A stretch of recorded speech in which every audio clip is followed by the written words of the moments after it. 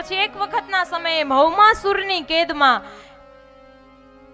16,100 કન્યા એ ભૌમાસુરની કેદમાં હોય છે અને ભગવાન શ્રી કૃષ્ણ દ્વારા સંદેશો મોકલવામાં આવે છે કે હે દ્વારકાધીશ, તમે તો રાજા છો, આ પ્રજા દુખી થાય ને તો રાજા પાસે જાય, માટે અમે તમને વિનંતી કરીએ છીએ કે આ ભૌમાસુરની કેદમાંથી અમને છોડાવો. ભગવાન શ્રી કૃષ્ણ એ ભૌમાસુરની કેદખાના પાસે જાય છે,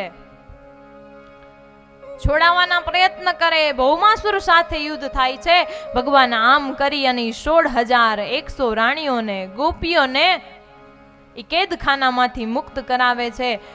પછી આ બધી જે ગોપીઓ હતી ભગવાનને વિનંતી કરે છે, ભગવાન હવે અમે શું કરીએ?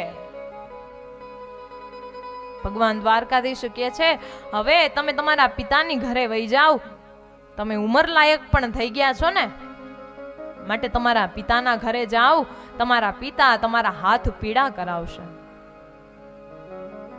અહીંયા ગોપીઓ કહે છે, ભગવાન હવે અમારો સ્વીકાર ન કરે, અમે આ ભૌમાસુરની કેદમાં હતા અને તમે તો રાજા છો, એક નહીં અનેક લગ્ન કરી શકો છો, માટે એક પ્રાર્થના છે હે દ્વારકાધીશ કે તમે જ અમારું પાણી ગ્રહણ કરો ને, આ 16,100 કન્યાને અમે તમારી સાથે જ પરણીએ.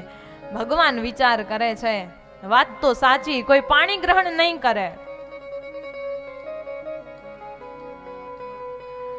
એટલા માટે થઈ અને આ 16,100 કન્યાને ભગવાન શ્રી કૃષ્ણ સાથે વિવાહ કરાવે છે.